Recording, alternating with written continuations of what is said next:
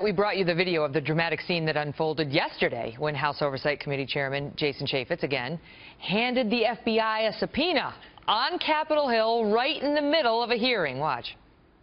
Will the FBI provide to Congress the full file with no redactions of personal identifiable information? I cannot make that commitment sitting here today. Then I'm going to issue a subpoena, and I'm going to do it right now. So let's go. I've signed this subpoena. We want all the 302s. And we would like the full file. You can accept service on behalf of the FBI? Certainly. You are hereby served. Joining us now, Harvard Law Professor Alan Dershowitz, who is out with a new book, Electile Dysfunction, a guide for unaroused voters. Great to see you, Professor Emeritus. Thank you so much, yes. Wonderful to have you here. A lot to unpack there. So let's just start with these.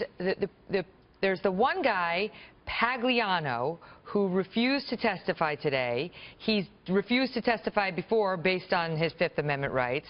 And then there's two guys who work for Platte River Network, which is the firm that managed the server that destroyed emails even after Congress had issued an order that they preserve the emails. What does it tell us that they asserted their Fifth Amendment rights? If I were their lawyer, I would have advised them to assert their Fifth Amendment right, because there is a possibility that their answers might result in giving incriminating information. And once you know that they're going to assert their Fifth, then you can play theater. You can say, did you kill John Kennedy? I assert the Fifth Amendment. Do you know where Elvis Presley is? I assert the Fifth Amendment. Because if you start answering questions, you can't, as the Supreme Court has said, turn on and off the water Well, you know what the viewers at home are thinking. Why is somebody facing criminal liability potentially in their own minds for helping Hillary destroy emails or with her email server? Because any lawyer would tell them that if they, in fact, did something after a subpoena was issued, there is at least the possibility that they may have engaged in criminal conduct. That doesn't mean that Hillary Clinton did. And remember, too, that it would be a crime for Hillary Clinton or anybody on her behalf to tell these witnesses to take the Fifth Amendment. They can only get that advice from their lawyers. If somebody else tells them to take the Fifth, that's an obstruction of justice. If she says, you know, you have the right to take the Fifth Amendment, you don't have to cooperate, you could, then that's a problem. But we have no proof she did that. Oh, no, she would never have done that. Let's talk about Chaffetz for a minute, because yesterday he served the FBI with a subpoena in the congressional hearing because the FBI had given a bunch of documents from its interviews of Hillary, and they were heavily redacted.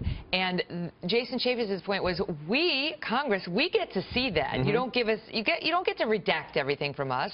Do you agree with Chaffetz or the FBI? Believe it or not, as a liberal Democrat, I'm on Chaffetz's side on this one. The FBI redacts far too many documents. You want to make a good investment, invest in that pen company that blacks out things on FBI files. That's all they do. And the FBI has no right to make that determination unilaterally. We have a system of checks and balances, and Congress has the right to see anything that can't be either kept from them on good grounds, but there should be a presumption that Congress gets it, and that presumption should be overcome only by a strong showing. Now, having said that, the viewers should know that you have defended Director Comey and his decision not to indict Hillary Clinton, although not the redaction of this information, but you have defended Comey on that. However, you are not defending Hillary Clinton, and you are not defending Donald Trump in Electile Dysfunction.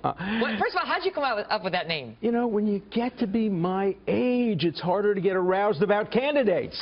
We expect more from our candidates. I remember Reagan and Kennedy, and I think a lot of Americans are saying, this is not a choice we're happy with. Look, I'm a supporter of Hillary Clinton. I'm going to vote for her with enthusiasm. I am aroused by her candidacy, but I understand why so many Americans are not. And Americans in this election, for the first time in history, are going to cast more negative than affirmative votes. The vast majority of people who vote for Clinton are voting against Trump.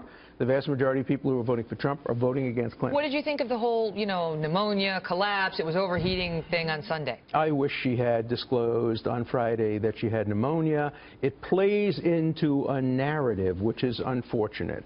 Look, Do you think she is a liar? No, I don't. I know her personally. She's always been very truthful and very candid. But if Americans have a high level of distrust, then you don't want to feed into a narrative that encourages that feeling among many other people. And it's because of that that many Americans feel we have an electoral dysfunction going on in America today, and we need to do better in how we nominate our candidates. We need a little blue pill and for 2016. We also need to make sure that populism doesn't get out of hand. All through Eastern Europe, I write in my book, we're seeing the extremes rising, the right, the left. We're a centrist country, and we have to continue to be a centrist country with stability. All right, so if you want to check out Electile Dysfunction, you can go to Amazon.com, you can go to BarnesandNoble.com, you can get the book. It's an e-book, it's only 110 pages, easy read. I don't know whether it'll keep you up at night. Up at night. Sorry. I'm sorry.